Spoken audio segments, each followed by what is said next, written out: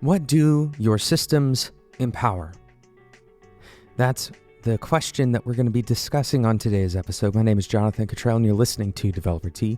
And my goal on the show is to help driven developers like you connect to your career purpose so you can do better work and have a positive influence on the people around you. And in today's episode, we are talking about systems. So real quick, what is a system? Well, a system is a consistent way of doing something. Bonus points if you can share a system, right? A system is kind of like a boundaried or perhaps a procedural way of performing or operating, right? Systems are not always perfectly prescribed. For example, systems may have high levels of tolerance. A simple example of a pretty high tolerance system would be speed limits. Speed limits basically set one upper bound, and that's it. Sometimes on the highway, you'll see a minimum speed, but for the most part, speed limits are not prescribing a specific speed that you must go. Instead, they're putting some limit.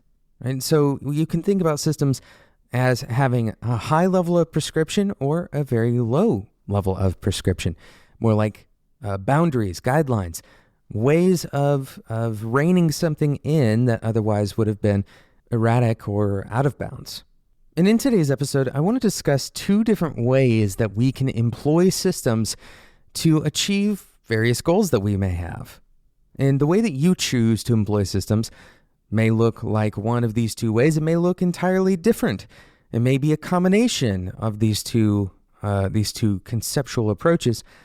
But I think this is important to understand because we make decisions as developers every day. Very rarely, when you're in the middle of your work, are you making a decision about which tool to use. This is a very common problem that we talk about on this podcast. What language, what framework. Instead, most of the time, you're making decisions about how far you should go. How far should I go with this particular tool or this interaction? How far should I go with test coverage? Or to what degree of perfection do I need to follow this particular pattern? And these questions very often rely on systems. Sometimes you have systems that you have created without knowing it, kind of implicit systems, and then you have explicit systems. In today's episode, we're mostly focusing on explicit systems, although implicit systems are an exciting topic that we might talk about in a future episode, maybe even the next episode. So we're going to talk about two ways that you can set up explicit systems to support your goals. But before we do that, I want to talk about today's sponsor, DigitalOcean. And speaking of systems and boundaries, DigitalOcean provides a different system for pricing than some of the other cloud platforms you may have used. Pricing with DigitalOcean is predictable and affordable. You can leave complex pricing structures behind, and you'll always know what your business is going to pay on a per-month basis. And DigitalOcean also has the leading price to performance ratio and a flat pricing structure across all of their global data center regions.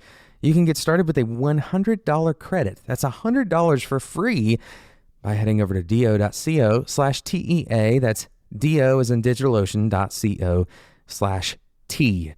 Thank you again to DigitalOcean for sponsoring today's episode of Developer T. Go and check out what DigitalOcean has to offer. So we're talking about systems today, and specifically we're talking about explicit systems. These are systems that you define. You explicitly define them. You do this on purpose. Intentionally defined systems is another way to think about this. And there's two approaches that I want to talk about for designing explicit systems to support your goals. The first approach is to design systems to mitigate the things you care less about. So think about this for a second. Design systems that essentially handle the things that you don't care very much about. Now, this is something that we all do, or at least most of us. Anybody who's using an abstracted language, which is pretty much all programmers these days, you are relying on an abstracted language to take care of things that you care a little bit less about. And in fact, any abstraction is a system that has been explicitly defined to abstract away details that are ultimately unimportant to the person who's using that abstracted system. So an indicative phrase for abstracted systems or for systems that take care of things that you don't care very much about is if you actually say the words, "I don't really care about that." And in fact, if you talk to most library maintainers, and even if you talk to software developers who have worked on sufficiently large projects where code bases were shared and there were interfaces between those code bases, things like, for example, private methods. These are systems that are internalized to a given class, for example, and very often it's because the outside world doesn't really care to interface with those internals of that class. Of course, there are other reasons you might use private methods, and we're not going to get into the nuanced details of those reasons, but you'll notice that we're not saying that these things are unimportant. We're not saying that no one cares about those details. Instead, we're saying there are other things that I want to kind of promote as more important, and I'm willing to take the system's answer to this problem. And what we get in these scenarios is a trade-off. The system provides us some level of abstracted kind of energy savings, right? And we don't have to go and implement every little tiny detail because the system can handle some of those things. The abstraction can handle some of those things. What it gives us in freedom of time is worth whatever we lose when it comes to customization or perfection of efficiency, for example. So that's the first way that you might use a system to abstract away the things that you don't care about, to take care of those details that you care less about.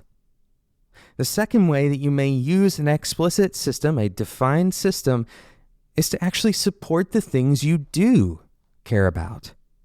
Now, in this case, we're not talking as much about abstractions, although there is a good case to be made for using an abstraction for things that you care very much about. Instead, what we're talking about here is using a system that provides boundaries. For example, a checklist. This is a very simple example of a system that you may use for things that you care very much about.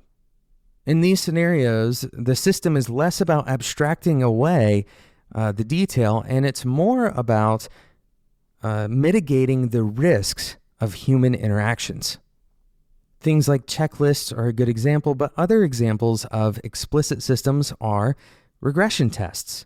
Even though this seems like a common practice, a kind of a part of your development, regression tests are in fact a systematic way of approaching the verification process. These kinds of systems mitigate risks and limitations that are imposed by human error. When you have a system that is created to avoid error, and it's created painstakingly, there are checks and maybe even double checks and triple checks to ensure that whatever the thing is that you care about is taken care of properly. Again, this is the second way that explicit systems can be used to help you achieve your goals. So it's very likely that you are going to use systems in both scenarios. We've talked about two very simple scenarios: languages, abstracted languages on top of machine code, as well as regression tests. Most people who are listening to the show are probably familiar with both of these systems, but it can be very empowering when you think explicitly about what the system is protecting or mitigating. Why am I using this system? Is it to free up extra time, or is it to provide some mitigation of risk? Is it to empower something, or is it to protect something? Of course, this doesn't cover the nuances of every single system, but these are two ways that you can use systems to better control and better empower the work that you do. Thank you so much for listening to today's episode of Developer Tea. I hope you enjoyed it, and I hope that you walked away feeling more empowered and a little bit more connected to the work that you do as a result of this episode. If you haven't subscribed, go ahead and subscribe in whatever podcasting app you use before this episode is over. That will ensure that you don't miss out on future episodes of Developer Tea. Thank you again to DigitalOcean for sponsoring today's episode. DigitalOcean is giving developers who are listening to this show $100 worth of credit. That's $100 for free just by going to do.co/T. That's do as in digitalocean.co/TEA. Thank you again to DigitalOcean. Thank you so much for listening to today's episode. And until next time, enjoy your tea.